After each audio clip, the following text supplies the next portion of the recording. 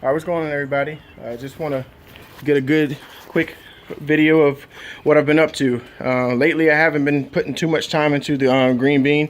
I've been mainly working on the green dragon over here, and as you see, I currently have a mock motor in the floor that I need to put inside the car. The purpose of doing this, I need to measure the intercooler piping for the front mount. As you see right here, we got it tacked up, and hopefully it fits, and I can take it back to KLM and get it welded up and finished, tack welded. If I work quick enough today, I got about 2 or 3 hours to do this. It shouldn't take too long. I will also tend to the Integra. Everything seems fine. Check out all the gauges inside. Running a little rich right now. I do not have any check engine lights, thankfully. We have good oil pressure, and the vacuum gauge is working. Like I said, I was able to get the power steering pump to work with the manifold. I had to do some modification to the bracket, but we do have the power steering. I had to make a custom dump tube right here to go around the turbo. I don't think you'll be able to see it. So there it is, it comes out right there. I haven't had any problems other than the problem of, hold on, can we see it? Can we get in there? Can you see it? Oh, you can't, I can't get it from here. But regardless, I broke an axle. I broke an axle with this car, I say last Friday, a couple days ago. Went just test driving it, feeling it out. Everything was good. Car ran perfect. Did a quick pull, 1, 2, boom. Axle snap, shifted into second gear. So hopefully I can go ahead and fix that problem today too. If not, I'll pick it up at the end of the week when I got more time to work. So I'm going to set the phone up on time lapse and just get to working. So just follow out.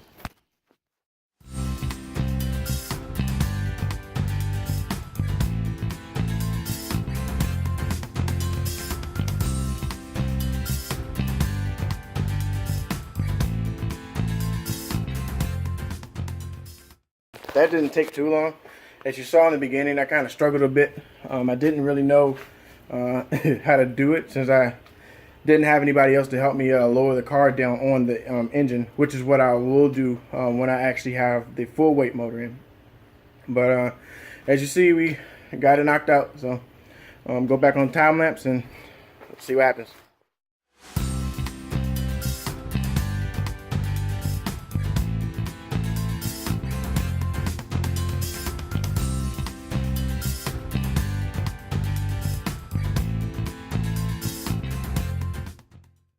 So we got the intercooler in, everything's in. Now what we've all been waiting for. We're going to take this pipe and hopefully this goes in without much problems. So goes right down here. Oh, looks like it might be a little short.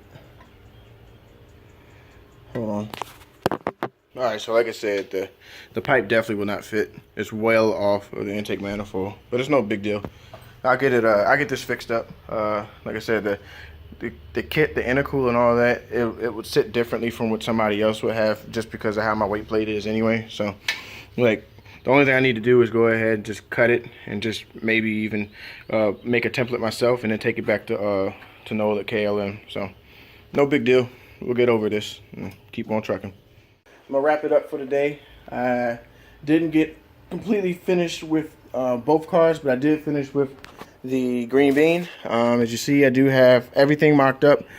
We could tell that the intercooler is off. The intercooler piping is off substantially from the intake manifold, so I will have to take that back and get that mocked up. I was able to take these assortments over here and get this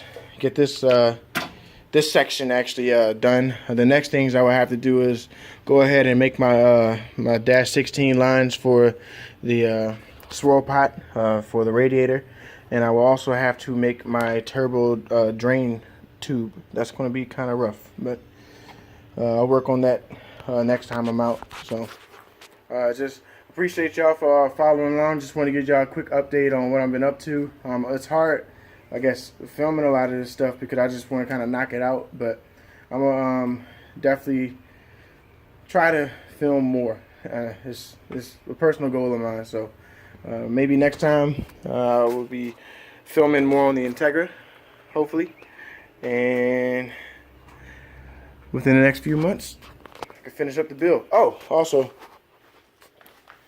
one quick sidebar. I was able to pick up these LMAs for the race motor. I noticed that with my other motor that was inside the green bean, there was a lot of ticking, and after doing some research I found out that the ticking was actually just my LMAs. So I went ahead and ordered some spring style ones straight from Honda. Not too bad, and hopefully that definitely solves up the problem of the ticking on the head. So like I said, thanks for watching, y'all. Be sure to like, subscribe, follow my page, follow Jay's page at RVAJ.